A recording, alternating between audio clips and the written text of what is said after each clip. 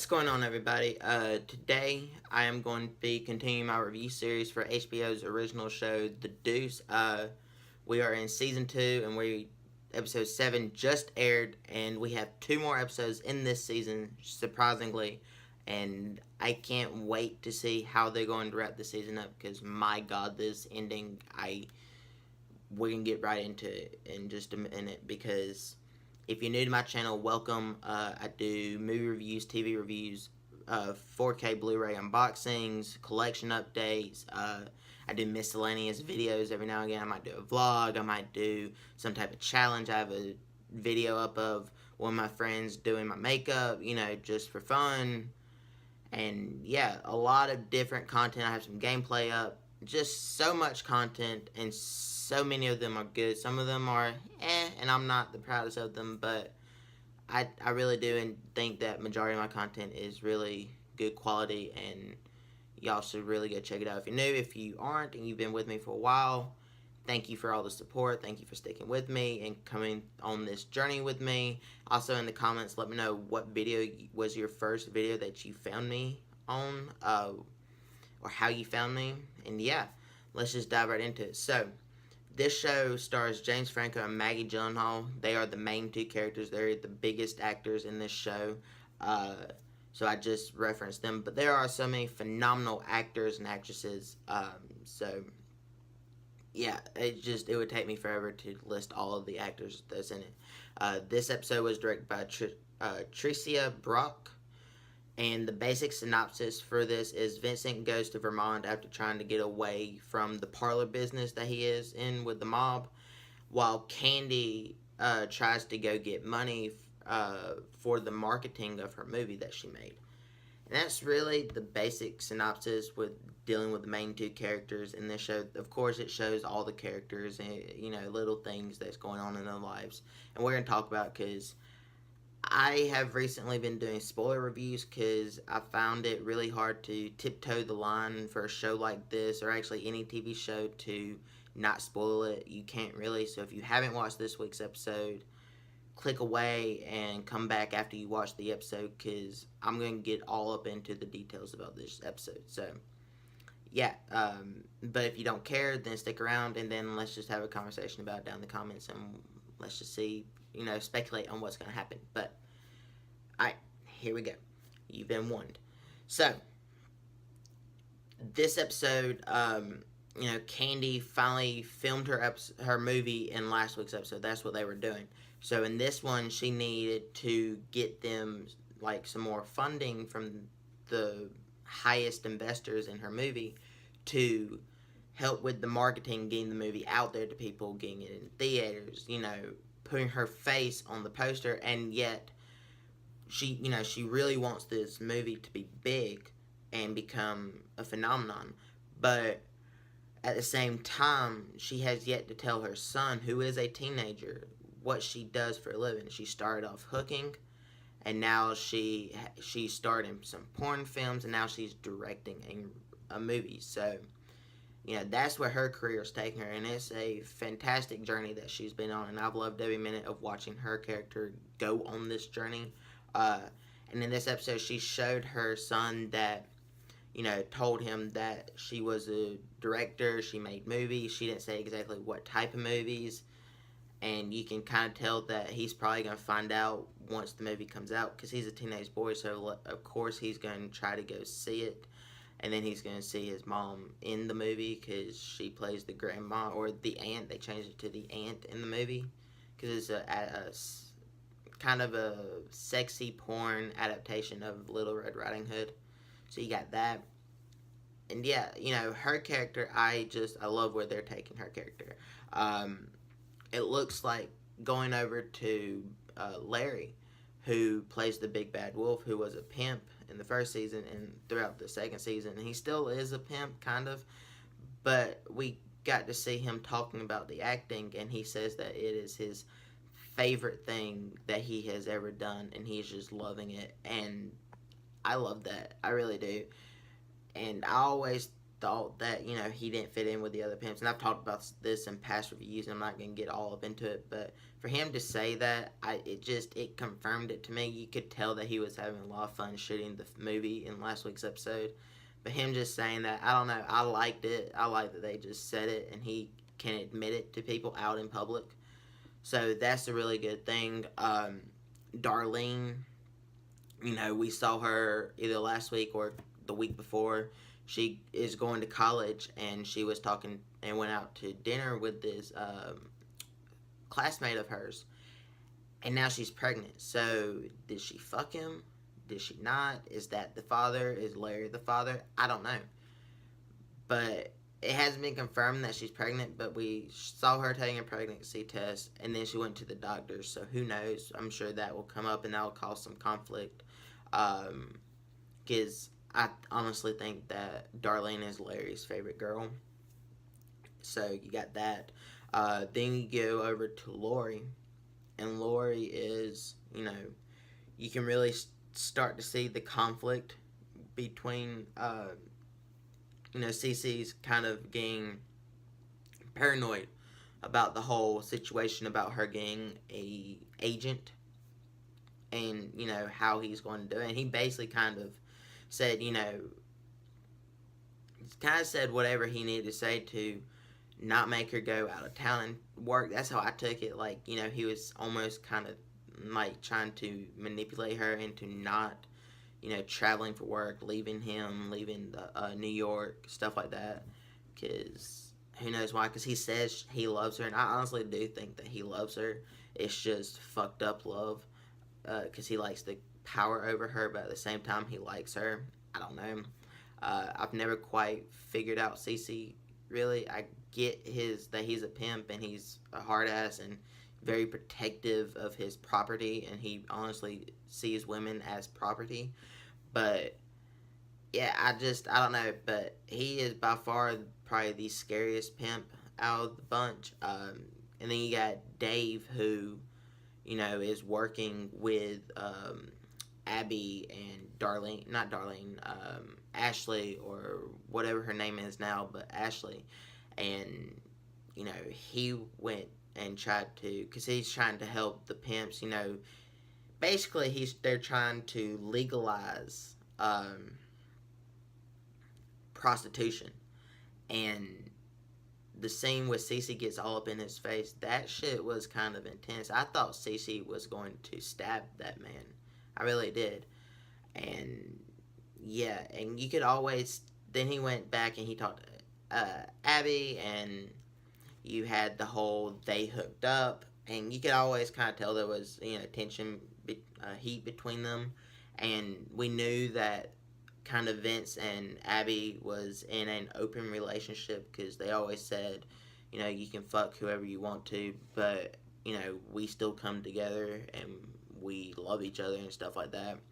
So I thought they had probably went exclusive by now, but I guess this was their way of confirming that they didn't. But at the same time, you could kind of tell Vince was jealous that she did it, and then she confirmed that it's okay, I get jealous too. So maybe that's a way of them saying, let's not be open. Who knows? I really do hope that they last, because I think they are great for each other, because they both have kind of the same mindset. So you got that. And yeah, to the really big thing was, Vince trying to get away from the parlors. If you've been watching this show, he's never wanted to be a part of the parlors at all. And tonight, Rudy came and told him that there's a place, we're going to open up another bar, you're going to run it, stuff like that. And he said, I don't know, I got so much going on. He's like, but, if you let me get out of the parlor business, not accepting money from them and kind of being over them, I'll run all the bars you want me to. And then, of course, he kind of got threatened when he wanted out, because he's like, what if I said no to, running the bar, running all of it? And he just said no to it, because they want him and not everyone else. But he's employed like his brother-in-law. He's employed his girlfriend. He's just been employing people that he cares about, and they kind of threaten to take all of that away from them, and he can't do that to themselves. But then he stormed off. He went to Vermont. He saw another bar, and I think he saw a way for him to get out. Like, we can go there, move there, me and Abby, and it'll be simple. We won't be in the city. We can get a house. I can bartend at this one bar, stuff like that. So I don't know, but he came back, and it's like he got in the car with Rudy and stuff, and the last thing in this episode was the whole, the mob, like, kind of, I guess, wanted to kill Vincent because they tried to do a hit and run and a drive-by, not a hit and run, a drive-by, and, well, Rudy was with him, so that is going to spark up the war even more, because once you shoot at a high-level, target like that, I would just think everything's going to go to shit for everyone. And I honestly think that Vincent has realized that he's made some choices that there's no coming back from. And he's in this life now for good. And I think it terrifies him. I think he's known for a while, but this kind of just confirms it. That's why he was trying to get out, because he was realizing what it was and how he was doing his business. And that he was never going to get out, but he wanted to try to get out. And that right there confirms it for him. So, yeah, you got that. But also another thing that happened that I really did like, they kind of, well, actually, there's a couple more things. And I know I'm just going over the plot, but I like the plot of this episode. I really do. I like, how they did everything. I like Candy. I like, Vincent's story. I really like where they've taken their characters. And I like the choices that they've made with the decisions that they made. So you got that. But, Paul and his boyfriend, they actually kind of broke up in this episode because you kept seeing him go to, like, these gay underground sex clubs and stuff like that. And, like, you're like, okay, he's cheating on his boyfriend. Well, it is and it isn't.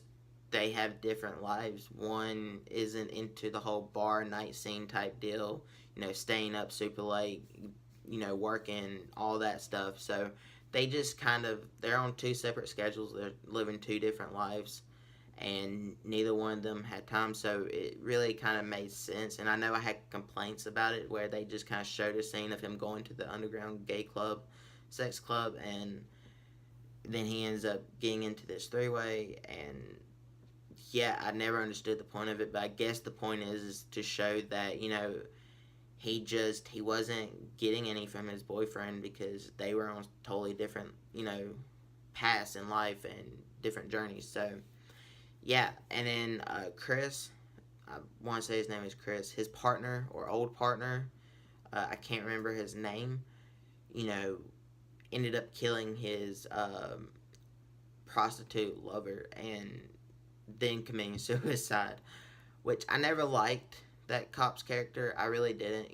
You've seen him, enforce law, then you kind of seen him in love with this woman and kind of losing his shit and being an alcoholic. So it was just kind of bound and determined the time when he committed suicide. So, yeah, and then you actually got to see, Chris's character, or, I don't know if you realize who I'm talking about, the guy that is from Walking Dead, the one that's trying to clean up the street of the Deuce and stuff like that. He actually kind of covered it up. So that kind of tells you something, that even though he is a really good cop and honest and he actually wants the best for people, he is willing to cover up a murder just so, his ex-partner's wife will, I guess, get pension, because they talked about pension, so that's what I'm guessing. So that really does show you that even the best of cops will do some shady shit, and, honestly, in that day and age, I'm pretty sure, and even if it happened today, I'm pretty sure someone like that still exists. So I really do. I love how they, to me, it feels like a history lesson inside a really entertaining TV show. Because I honestly do think that everything is in this show is actually true and is exactly how everything went down. So yeah, and actually the showrunners have actually talked about how all of these, actually happen, like stories and stuff like that. Just the characters are different. So yeah, I love the way that they are delivering this history lesson to us, and I think everyone should check it out. And yeah, I love this episode. I can't wait to see how they end this season. We got 2 more episodes left. Like I said, I think it's going to be a really great season finale, and then of course there's going to be a season 3, but they canceled it after season 3, so who knows how season 3 is going to be. But first, let's see how it ends, and then I might do, if you want, a podcast speculating about season 3 and how they could take it. That would be pretty cool. Just if y'all want it, I'll do it. Kind of like how I did with the sharp objects, except that was a limited series, so me and my dad just talked about it. But we could do speculations about the Deuce season 3, talk about season 2, get his thoughts and opinions about the show. There's so many things we could do. Just let me know down in the comments. But yeah, I'm going to give the Deuce season 2, episode 7, a 5 out of 5 stars. I really did love this episode. I've loved the past couple episodes, but I really love this episode. Like, this might be my favorite or second to favorite episode of this season, or out of the whole show, to be honest. So yeah, just comment down below. Let's talk about what's going on in the show. How did you like it? Did you like it? Did you not? Do you like the acting? Do you not? Do you think that Abby and Vince are going to break up? Do you think Cece's going to end up dying? Do you think there's so many things? Let's just talk about everything that goes on, all our speculations and predictions about this show. And also check out my Walking Dead season 9 reviews. That's another series that I'm going to do, because the Deuce is ending, so that is going to be the review series that I focus on Sundays. Also on Tuesdays, if you don't know, I do reviews for the Mayan season 1. We have, I think, 2 or 3 more episodes in that season. Also, I have a review up for the newest Halloween movie, and that was a really fun review for me to do, and yeah, I enjoyed every minute of the movie, so just go check that out to hear all my thoughts and opinions. And yeah, just be on the lookout for all the fantastic content that's coming. Also, check back and watch all the past content, even if you've already watched it. And in the description, I have links to my Instagram, Twitter, and Facebook pages. You can click on over there for updates on personal life, things I'm thinking about doing, movies I might be picking up, movies I might go see, some video ideas I have, just stuff like that. I might give away some digital copies. You never know. Just follow me over there. Also, you can message me over there, and we can carry on full conversations if you want. And yeah, if you like this video, hit that thumbs up button, because it really does help me out. Also, share it with all your friends, family, everyone that you know, and even people that you don't know. And subscribe for more awesome content like this. And I'll catch you guys in the next one. Goodbye.